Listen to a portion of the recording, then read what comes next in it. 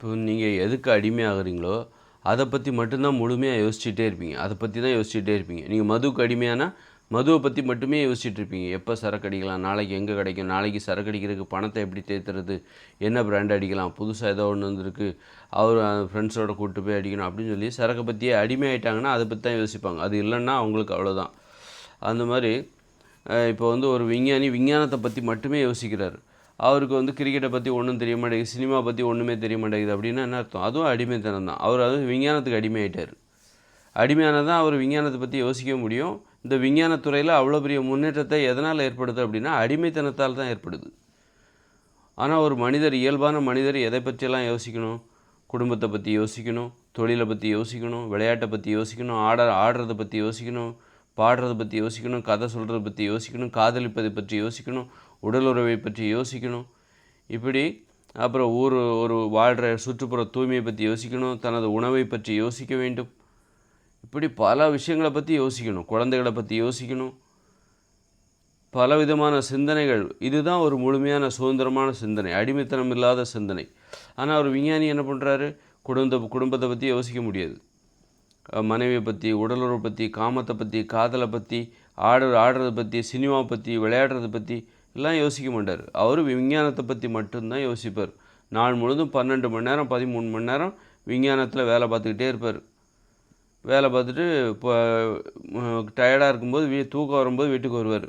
அங்கே அவருக்கு உணவு தயாராக இருக்கும். உணவை பற்றி அவர் யோசிக்க மாட்டார். அவருக்கான உணவு தயாராக இருக்கும்.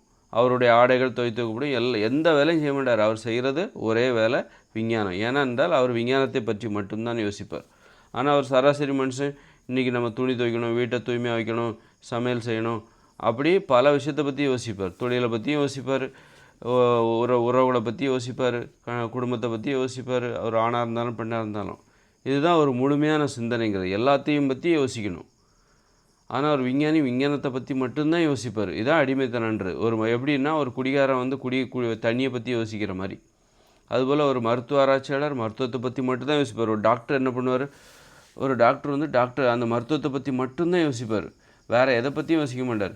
எந்த சர்ஜரின்னு அந்த ஹாஸ்பிட்டல் போகணும், நாளைக்கு எந்த பேஷண்ட்டு, நமக்கு எங்கே நாளைக்கு அப்பாயின்மெண்ட்டு, இப்படி இந்த மாத்திரை போட்டாரா இல்லையா, அவருக்கு ஏன் இந்த மாதிரி பச்சு, என்ன நம்ம பண்ணோம், ஊசி இப்போ தான் அவருக்கு சரியாயிடுச்சு, ஓஹோ அப்போது இதனால தான் சரியாச்சு, அப்போ அவங்க வேலைக்கு வந்தாங்களா இல்லையா, நாளைக்கு என்னாச்சு அப்படின்னு சொல்லி இந்த ஒரு மருத்துவத்தை பற்றி மட்டும். சினிமா டைரக்டர் சினிமா பற்றி மட்டும்தான் யோசிச்சுட்டு இருப்பார்.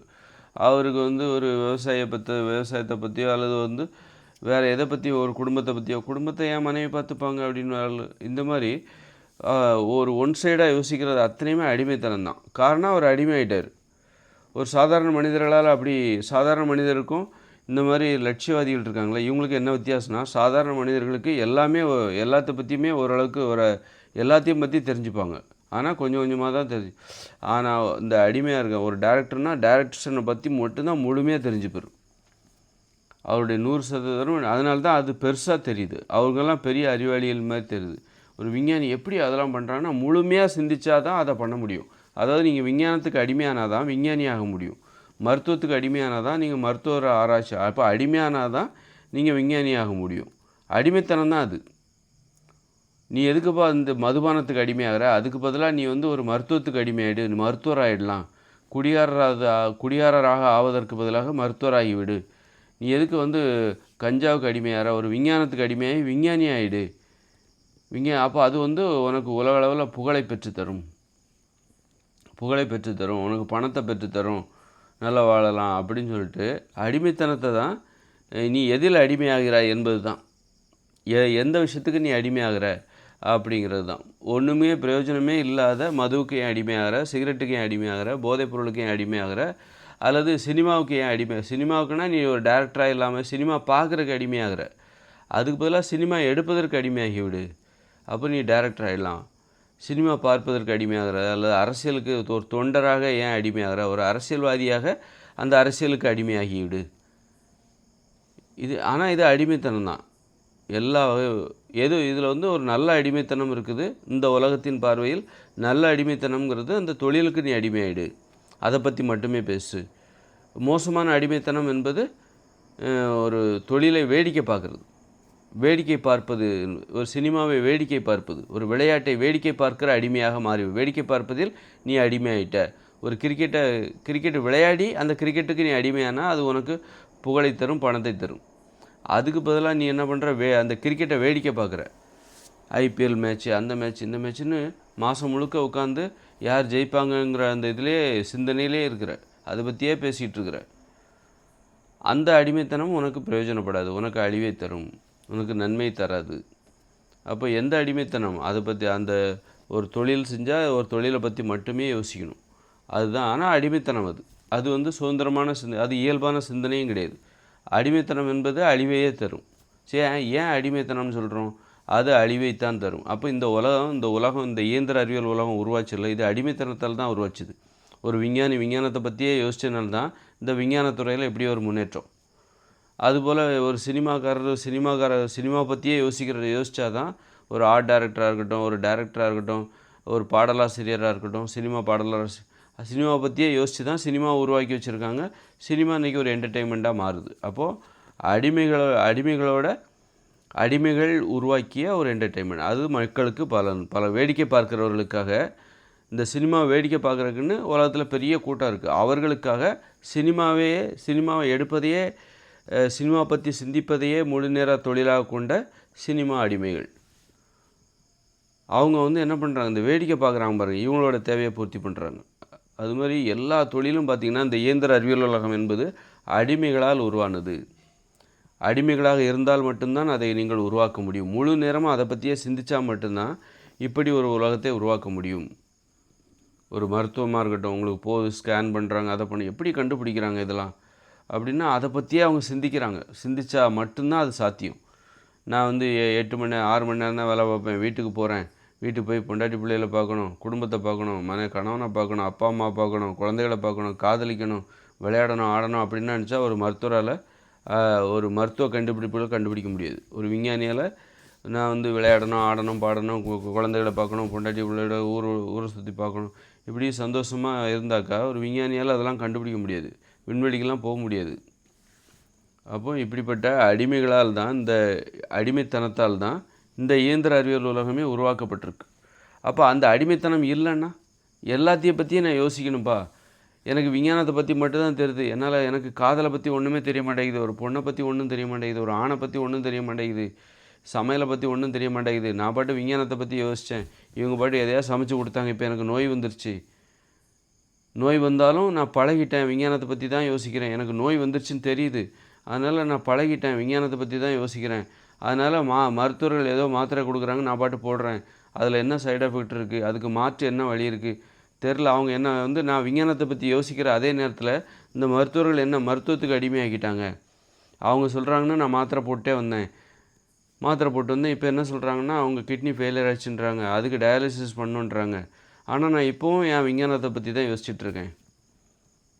இப்படி நீங்கள் ஒரு துறை சார்ந்து யோசிக்கும்போது இன்னொரு துறையினர் உங்களை அடிமைப்படுத்தி விடுவார்கள். இன்னொரு துறைக்கு நீங்கள் பலியாயிடுவீங்க, மருத்துவத்துக்கு பலியாயிடுவீங்க. அதே நேரத்தில் நீங்கள் அந்த மாதிரி ஒரு துறையில் மட்டுமே உங்கள் சிந்தனை இல்லாமல் மருத்துவத்தை பற்றியும் யோசிக்கணும், உடல் நலத்தை பற்றியும் யோசிக்கணும், தொழிலை பற்றியும் யோசிக்கணும். அப்படி இருக்கும்போது உங்களுக்கு எந்த நோயும் வராது. நீங்கள் இந்த மாதிரி மருந்து மாத்திரைகளை சாப்பிட வேண்டிய அவசியம் இல்லை, ரொம்ப நாள் உயிர் வாழலாம். அதனால் உடற்பயிற்சி செய்கிறத பற்றி கூட ஒரு விஞ்ஞானியால் யோசிக்க முடியல, அந்த அளவுக்கு அவர் விஞ்ஞானத்துக்கு அடிமையிடுவாங்க. அதுபோல் ஒரு மளிகை கடைக்காரர் கூட அப்படி தான். ஒரு மளிகை கடைக்காரர் கூட மளிகை கடை பற்றி மட்டும் தான் யோசிக்கிறார், அவருக்கு ஒரு உடற்பயிற்சி பண்ணணும் அப்படிங்கிற எண்ணம் இல்லை. அந்த அளவுக்கு அடிமைத்தனத்தால் உருவான உலகம் தான் இது. அப்போது ஒருத்தர் ஆரோக்கியமாக இருக்கணும்னா எல்லாத்தையும் பற்றி யோசிக்கணும். சந்தோஷமாக இருக்கணும்னா எல்லாமே சந்தோஷம். தொழில் மட்டுமே அவனுக்கு சந்தோஷம் தராது, எல்லாமே சந்தோஷத்தை தரும். குடும்பம் ஒரு சந்தோஷத்தை தரும். நிறைய வகையில் நமக்கு இன்பங்கள் கிடைக்கிது.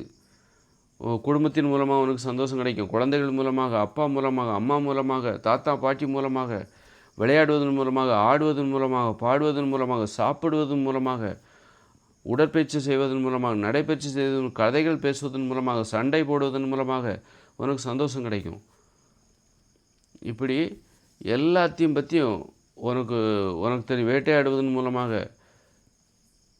ஆனால் நீ என்ன பண்ணுற, எனக்கு மருத்துவம் தான் சந்தோஷம் தரும், விளையாட்டு தான் சந்தோஷம் தரும், அடிமையாகி போய் பிற விஷயங்கள்லாம் உனக்கு ஒன்றுமே தெரியாமல் கடைசியில் நீ வந்து பிற விஷயங்களுக்கு எப்படி ஒரு விஞ்ஞானி விஞ்ஞானத்தை பற்றி யோசிக்கிறார், உடம்புல நோய் வந்தாலும் விஞ்ஞானத்தை பற்றி யோசிக்கிறார். ஒரு மளிகை கடையாளர் மளிகை கடையை பற்றி மட்டும் யோசிக்கிறாரு, உடம்புல நோய் வந்தாலும் மளிகை கடை பற்றி மட்டும்தான் யோசிக்கிறாரு. அப்போ தான் என்ன பண்ண மருத்துவர் எதையாவது ஒன்று கொடுக்குறாரு, நம்பி சாப்பிட்றாங்க. கடைசியில் அந்த நோய் வந்து கட்டுப்பாடு இல்லாமல் போய் இப்போ இனிமேல் உங்களுக்கு வந்து இதயத்தில் ஸ்டெம்ப் வைக்கணும், கிட்னி ஃபெயிலியர் ஆகிடுச்சு, அப்போ நீங்கள் டயாலிசிஸ் பண்ணணும். அப்போ இவர் மருத்துவத்தை அந்த மளிகை கடை பற்றி மட்டும் தான் யோசிக்கிறாரு. அப்போது இவர் என்ன பண்ணுறாரு, விஞ்ஞானத்தை பற்றி மட்டும்தான் யோசிக்கிறார், சினிமா பற்றி மட்டும்தான் யோசிக்கிறார். உடம்பு வந்து இந்த நிலைமைக்கு ஆனாலும் உடம்பை பற்றி யோசிக்க மாட்டேன்றார். இதுதான் அடிமைத்தனத்தின் கொடூரம் அப்படின்றது. அதனால் வந்து ஒரு விஷயத்தை பற்றி எல்லா விஷயத்தையும் பற்றி அவங்க தான் முழுமையான மனிதர்கள். அப்போ இந்த உலகம் வந்து ஒரு விஷயத்தை பற்றி யோசிக்கிறது தான் அடிமைத்தனம். ஒரு விஷயத்தை பற்றி 8 மணி நேரம் தூங்கணும், ஆனால் தூக்கத்தை பற்றி யோசிக்க மாட்டாங்க. இந்த அடிமைகள் இருக்காங்கள்ல, விஞ்ஞானிகள், மருத்துவர், இவங்களாம் தூக்கத்தை பற்றி யோசிக்க மாட்டாங்க. அவங்க உழைப்பதை பற்றி மட்டும்தான் யோசிப்பாங்க. 8 மணி நேரம் அது 4 மணி நேரம் தான், 4 மணி நேரம் தூங்கினா போதும். தூக்கத்தை பற்றி ரொம்ப அலட்சியமாக யோசிப்பாங்க. 8 மணி நேரம் 8 மணி நேரம் 4 மணி நேரம் தூங்கினா போதும் அப்படின்னு சொல்லி 16 மணி நேரம் உழைக்கணும், உழைப்பை பற்றி மட்டுமே யோசிப்பாங்க. இந்த மாதிரி ஒரு சைடாக யோசித்து கடைசியில் அவங்க வாழ்க்கையை இழந்துருவாங்க. வாழ வேண்டிய வாழ்க்கையை சந்தோஷம், ஐயோ விஞ்ஞானம் மட்டும்தான் சந்தோஷம்னு நினச்சோம், அரசியல் மட்டும்தான் சந்தோஷம்னு நினச்சோம். கடைசியில் அரசியல்லையும் உரிய மரியாதை கிடைக்கல. விஞ்ஞானத்தில் எல்லோரும் விஞ்ஞானியாகி புகழ பெற்றுருவாங்களா? யாராவது அந்த துறையில் பார்த்தா யாராவது 1-2 பேர் தான் புகழ் பெறுவார்கள். மற்றவர்கள் ஏக்கத்திலேயே மடிவார்கள், ஏக்கத்திலே ஏமாற்றத்திலே வாழ்க்கையை முடித்து கொள்வார்கள். இந்த விஞ்ஞானம் நமக்கு சந்தோஷத்தை தரும்னு நினச்சி விஞ்ஞானத்துறையிலே கஷ்டப்பட்டோம், குடும்பத்தை மறந்துட்டு உடல் ஆரோக்கியத்தை மறந்துட்டு விஞ்ஞானத்தை பற்றி மட்டுமே யோசித்தோம். ஆனால் உரிய மரியாதை கிடைக்கல, உரிய புகழ் கிடைக்கல அப்படின்னு சொல்லி ஏமாந்தவர்கள் பல கோடி. இப்படி பல துறைகளில் ஏமாந்து போனவங்க தான் பல கோடி. நன்மை அடைந்தவர்கள் ஒரு சிலர் தான். யாரோ ஒரு அப்துல் கலாம், ஒரு ஐன்ஸ்டீன், யாரோ 1-2 பேர் பலன் பெறுவார்கள். ஆனால் வந்து உரிய மரியாதை கிடைக்காம பல பேர் ஆனால் அதற்காக தியாகம் செய்வார்கள். அதே தியாகத்தை அவங்களும் செஞ்சுருப்பாங்க. கடைசியில் பார்த்தா அவங்களுக்கு ஒன்றும் மரியாதை. இப்படி தான் வந்து ஏமாந்து போனவங்க தான் நிறைய. அதனால் ஏமாற்றம் இல்லாத ஒரு வாழ்க்கையை வாழணும் அப்படின்னா எதுக்கும் நீங்கள் அடிமையாகாதீங்க. அடிமையாகாமல் எல்லாத்துலேயும் ஒரு பங்களிப்பு, குடும்பமாக எல்லாத்தையும் அதற்குன்னு ஒரு நேரத்தை ஒதுவும். குடும்பத்திற்காக 1 மணி நேரம் செலவழிக்க வேண்டும், தொழிலுக்காக ஒரு 8 மணி நேரத்தை செலவழிக்க வேண்டும், விளையாடுவதற்காக தினம் ஒரு மணி நேரத்தை செலவழிக்க வேண்டும், ஆடல் பாடல் ஓவியம் வரைதல் கவிதை எழுதுவது இதற்காக ஒரு 1 மணி நேரத்தை செலவழிக்க வேண்டும் தினமும், வீட்டை தூய்மை செய்வதற்காக சுற்றுப்புறத்தை தூய்மையாக வைத்துக் கொள்வதற்காக 1 மணி நேரம் செலவழிக்க வேண்டும். இப்படி தினசரி நேரத்தை நம்ம அட்டவணைப்படுத்தணும். இந்த மாதிரி முழுமையான ஒரு வாழ்க்கை வாழ வேண்டும் என்றால் அதற்குரிய நேரத்தை ஒதுக்க வேண்டும். இப்போ ஒரு டாக்டர்னால் என்ன முழு நேரமாக அதுக்கு ஒதுக்கிடுறாருல, சமைக்கிறதுக்கு நேரம் ஒதுக்க மாட்டார், சுற்றுப்புற தூய்மைக்கெல்லாம் நேரம் ஒதுக்க மாட்டார். முழு நேரமும் டாக்டர் தான், முழு நேரமும் மளிகை கடை தான், முழு நேரமும் ஒரு மெக்கானிக்கு செட்டு தான், முழு நேரமும் கார்பெண்டர் தான். மற்ற எல்லாத்தையும் வீட்டில் ஒரு ஆள் அவங்களோட வேலை என்னென்னா இவருடைய அனைத்து தேவைகளையும் இவங்க முழு நேரமாக பெண்கள் வீட்டில் அடிமையாக இருந்து பார்த்துட்ருக்கோம். இதுதான் அடிமைத்தனம். பெண்ணை வந்து ஏன் அடிமைத்தனம்னு சொல்கிறோம் அப்படின்னா அடிமைகளாக இருக்கார்கள் அப்படின்னு ஏன் சொல்கிறோம்? ஆண்களின் அனைத்து தேவைகளையும் பற்றி யோசிக்கிறது தான் இவங்களோட வேலையாக இருக்குது. ஆண்களுக்கு என்ன தேவை, உணவு தேவை, சுத்தமான ஆடை தேவை, குளிக்க வெந்நீர் எடுத்து வைக்கணும், அவனுக்கு வந்து உடலுறவு வச்சுக்கணும், அவனுக்கு இப்போ தேவைப்படும், நேற்று தான் பண்ணால் அப்போ இன்றைக்கி அவனுக்கு தேவைப்படாது, நாளைக்கு தான் அவன் வந்து உடலுறவு வச்சுப்பான், 2 நாளைக்கு ஒரு வாட்டி தான் வச்சுப்பான், அல்லது ஒரு வாரத்துக்கு ஒரு வாட்டி தான். இப்போ போன வாரம் ஞாயிற்றுக்கிழமை தான் வச்சான், இப்போ புதன்கிழமை தான், இப்போ அவன் வரமாட்டான்கிட்ட. இப்படி அவனுக்கு என்ன பிடிக்கும், இதான் அடிமைத்தனன்றது. வேறு வீட்டிலே உட்காந்துட்டு இது அடிமைத்தனம் அப்படின்றது. அதனால் அப்படிலாம் இல்லை.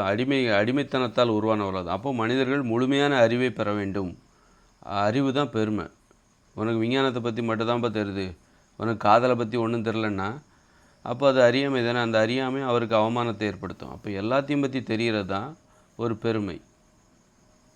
எல்லாத்தையும் பற்றி நமக்கு தெரியணும், அதுதான் முழுமையும் கூட. முழுமையான அறிவை பெற வேண்டும். அறகுறையான அறிவு தான் அந்த அடிமைத்தனம் என்பது. ஒரு அறகுறையான அறிவு.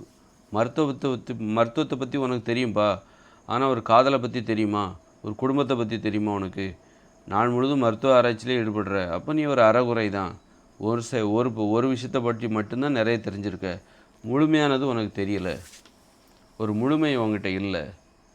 ஒரு வீட்டை வந்து நீங்கள் கட்டுறீங்க, அந்த சமையல் ரூமை மட்டும் அழகாக கட்டிட்டீங்க, மற்றதெல்லாம் அப்படியே விட்டுட்டிங்கன்னா அது வீடாக இருக்க முடியுமா?